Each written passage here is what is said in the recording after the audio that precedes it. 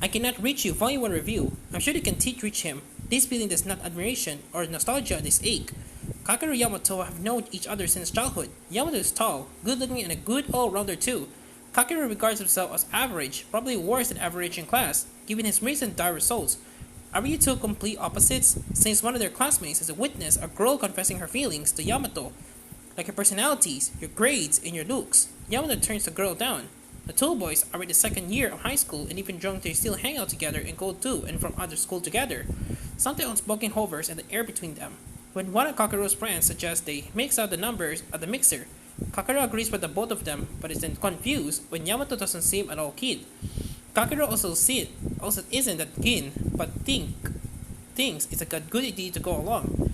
It's a good old icebreaker karaoke, yet the minute Yamato shows up, all the girls become interested to him and Kakeru, thinking he's doing this for Yamato's sake, encourages him, talks him up, enthusiastically, generally tries too hard. Yet all the while, aware of a nagging inner voice that tells him to stop. Was I annoying? Maybe? Too pushy? Too obvious? So when he overhears Yamato telling the girls that his type is, I guess, a childhood friend I know forever, only the timely arrival of some assorted snack stops the conversation going into a complete hall and covers Kakeru's embarrassment, and many stories about the childhood friends becoming lovers. Thinks this kind of public confession would lead to another and another, but not so for Kakeru and Yamato. Kakeru is both obvious and in denial as to what the feels in Yamato. The more mature of the two is unable to find the moment or the courage to confess. Time and again, they seems on the verge of admitting how they feel to each other, but even a glancing touch of hands or reaching out to catch the other's arm on a darkened street is always interrupted by the sudden appearance of other people. To add to the misunderstandings, Kakeru has stayed in touch with Akane-chan, the girl he met at the mixer. Is not sure if there's any great significance in her texting but to his surprise, Yamato interprets it differently, and now there's yet another contender for Kakeru's affections.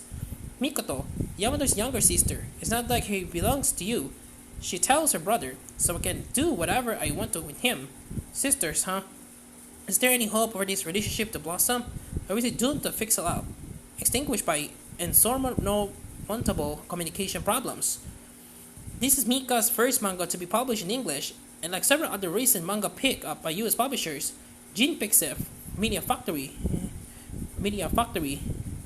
it's yet another series that started out as a webcomic and caught readers' attention online. Mika's art is attractive, although not very distinctive in character designs, yet skilled with focusing on character reactions and the comic timing of scenes in which Kakeru yet again says it does something immature and then immediately regrets it. Yet because of the way Mika is framing the story, mostly from Kakeru's point of view until his last pages, this is not much so much inviting the reader to laugh at Kakeru in this tendency to shoot himself in the foot, but sympathize with his toe-curling embarrassment. The attractive cover deserves a special mention with its soft use of color and the 4 color plays at the beginning. 1-2 page spread are always very easy on the eye. The translation for Yen Press is by John Mitsuko Cash and captures the easy chatters of the 2 main characters and their friends well, as well as the more troubled inner voices. This is helped and enforced by the expert variety lettering employed by Alexis Eckerman, bringing many different techniques into use to put across a wide range of feelings. There are also 2 brief entries in the translator's notes, as well as the usual use of honorifics explained. There is some yonkoma at the end of the book, as well as a small extra chapter, Popsicle, and the mangaka's afterword which says, I'll be so happy if we could meet again in Volume 2. Lucky for us, Yen Press is scheduled to be released in June, 8 out of 10.